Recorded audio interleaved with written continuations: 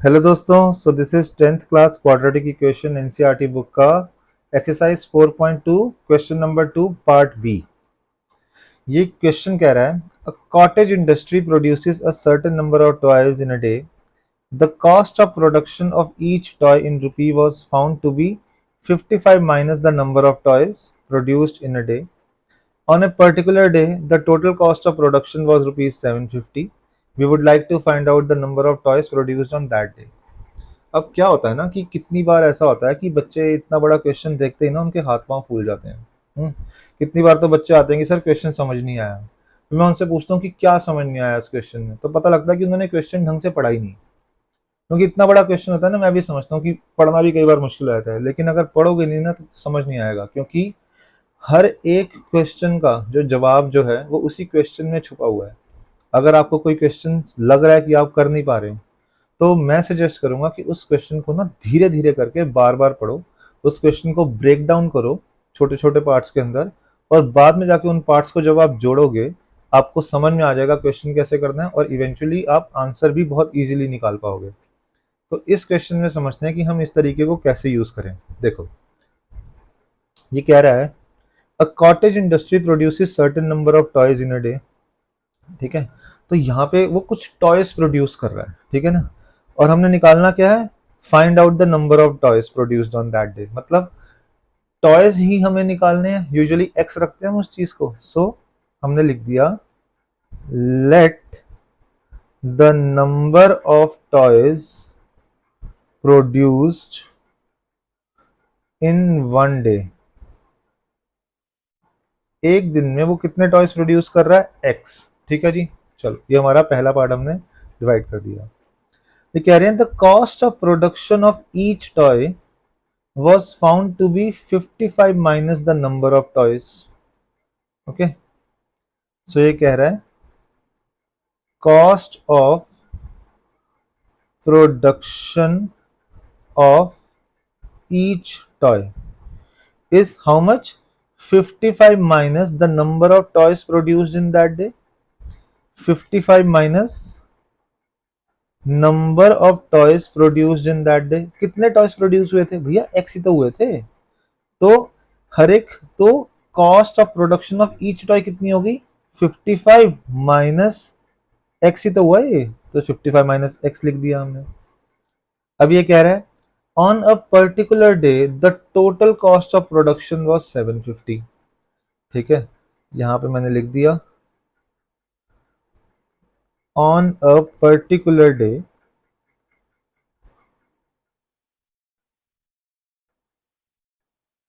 Cost of production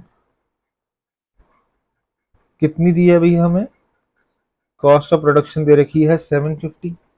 ठीक है जी। अब टॉयज तो एक ही जैसे बन रहे हैं, और अगर एक्स टॉयज अगर टोटल बन रहे हैं और टोटल प्रोडक्शन 750 है, तो कॉस्ट ऑफ वन टॉय कितनी हो जाएगी, यहाँ पे लिख लें एक बार। तो cost of x toys, total cost तो एक्स टॉयज की ही होगी ना 750, तो कॉस्ट ऑफ वन टॉय कितनी हो जाएगी 750 बाई एक्स।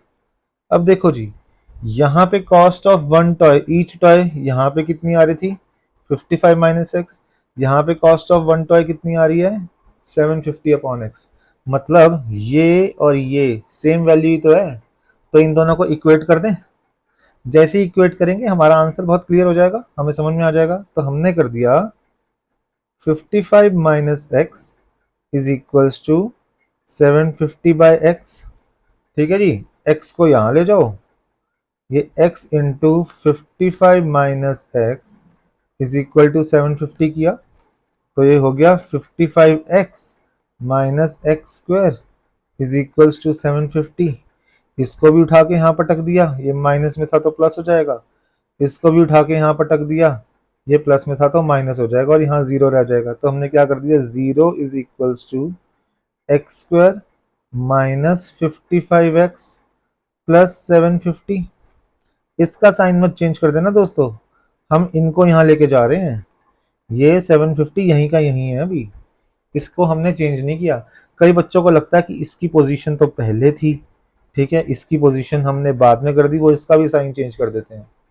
इंटेलिजेंट बच्चों को लग रहा होगा कि क्या मूर्खता वाला काम है, टीचर बता क्यों रहा है, लेकिन दोस्तों मैं अपने एक्सपीरियंस से बता रहा हूँ, बहुत बच्चे ऐसा करते हैं। ठीक है, तो इसको समझें, हमने 750 की पोजीशन को चेंज नहीं किया, ये इक्वल टू के इसी साइड पे है, पहले भी इक्वल टू के राइट साइड पे था, अभी भी इक्वल टू के राइट साइड पे है, तो इसकी साइन चेंज नहीं होगा, साइन इसका और इसका चेंज होगा, ये माइनस था ये प्लस हो गया, ये प्लस था ये माइनस हो गया।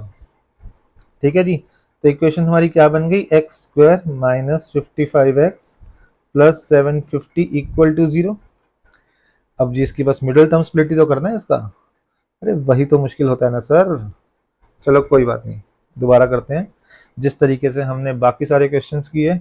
आओ, इक्वेशन है x square minus 55x plus 750 equal to 0, मतलब हमारे a की वैल्यू कितनी हो गई 1, b की वैल्यू -55, c की वैल्यू 750। अब तो मैं उम्मीद करता हूँ सारे धुरंधर हो गए होंगे ए बी और सी की वैल्यू को पता करने के लिए, तो मैं ज़्यादा डिटेल में नहीं बता रहा। पुरानी वीडियोस अगर आपने देखे हुए हैं तो आपको बहुत क्लियरली समझ में आ जाएगा ये सब। आगे भी क्वेश्चंस में मैं अब ये वैल्यूज अच्छे से, ये मतलब मैं लिख दूंगा लेकिन बताऊंगा नहीं कि हो कैसे रहा है। ठीक है जी, और अब हमने किसको स्प्लिट करना है, b को पी क्यू में, such that p plus q should be -55 and p into q should be a into c, तो a into c की वैल्यू 1 into 750 मतलब 750। अब देखो ये हमारा पॉजिटिव है और ये नेगेटिव है, तो ये पॉजिटिव तभी होगा जब ये दोनों नेगेटिव होंगे, है ना जी, तब ये दोनों नेगेटिव की वैल्यू हमें देखनी है। ओके, सो हमने यहाँ पे जो इसको एक्सपैंड कर देता हूँ, थोड़ा छोटा छोटा लिख दूंगा मैं से। आओ, पी, अब बिल्कुल बेसिक से शुरू करने की जरूरत तो है नहीं क्योंकि ये नंबर हमारा बहुत बड़ा है। अगर हम इसको -1 और -54 करेंगे तो -55 होगा, तो -1 और -54 का जो मल्टीप्लीकेशन है वो तो 54 ही होगा, बहुत छोटा है, तो हम ना सीधा इसको बड़े नंबर पे ले जाते हैं। आओ, कैसे, मैं इसको नंबर पे ले गया, सपोज मैंने कर दिया 20, -20, अगर एक मैंने नंबर -20 रखा तो दूसरा नंबर मैं -35 रखूंगा, तभी तो -55 होगा।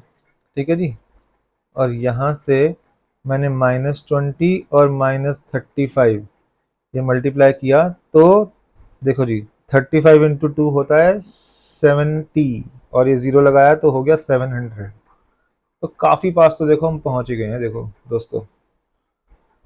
ठीक है जी, तो अब हम थोड़ा सा आगे बढ़ते हैं। ठीक है ना, अब मैंने नंबर रख दिया सपोज -22 -33 इज -55, तो -22 -33, देखो वैसे पता तो लग गया ये होगा नहीं। ठीक है ना, क्यों, क्योंकि 33 एंड 22 इन दोनों को मल्टीप्लाई करेंगे तो 6 आएगा, तो यहाँ यूनिट्स प्लेस पे 6 आ गया, तो मतलब ये तो हो ही नहीं सकता, तो इसको भी छोड़ दो। ठीक है ना, आगे करने की जरूरत ही नहीं है। हमको क्या चाहिए, हमको यहाँ पे 0 चाहिए। ठीक है, इसका मतलब इन दोनों में से एक तो, जैसे 20 था अभी 20 नहीं है, तो चलो इसको 30 लेके देखते हैं। अगर हम इसको 30 ले रहे हैं -30, तो इसे हमें -25 लेना होगा, ये अभी भी -55 हुआ। अब यहाँ पे मल्टीप्लाई करके देखें, -25 -30 इज इक्वल टू, देखो 25 इंटू 3 कितना होता है 75, और एक 0 ही तो एक्स्ट्रा है ना यार, तो 750 हो तो गया, तो ये तो आंसर बहुत इजी हो गया, प्लस 750, मतलब हमने 55 को दो पार्ट्स में डिवाइड करा, -25 एंड -30। अगले पेज पे इसको पूरा सॉल्व करके दिखाते हैं। ठीक है जी, आओ, तो अब हमारी इक्वेशन क्या बन गई थी, इक्वेशन हमारी बनी थी, देखें जरा, इक्वेशन हमारी बनी थी एक्स स्क्वायर -55x प्लस 750। ठीक है जी, तो इक्वेशन थी x square -55x plus 750 equal to 0, और 55 को हमने किस में डिवाइड किया था, स्प्लिट किया था, -30x -25x plus 750 equal to 0।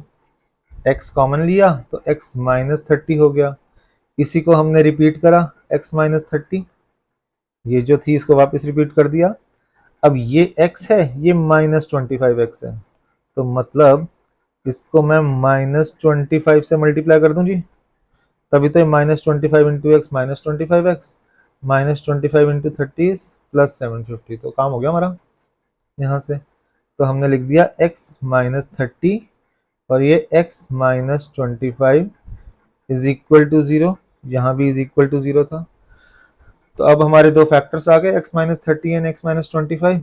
अब इनसे हम अपनी वैल्यूज निकाल लेते हैं x की। तो x -30 इज इक्वल टू 0, तो x की वैल्यू कितनी आ जाएगी 30, और हम यहाँ पे दूसरी वैल्यू को 0 ले लें, that is x -25 is equal to 0, तो x की वैल्यू कितनी आ गई 25।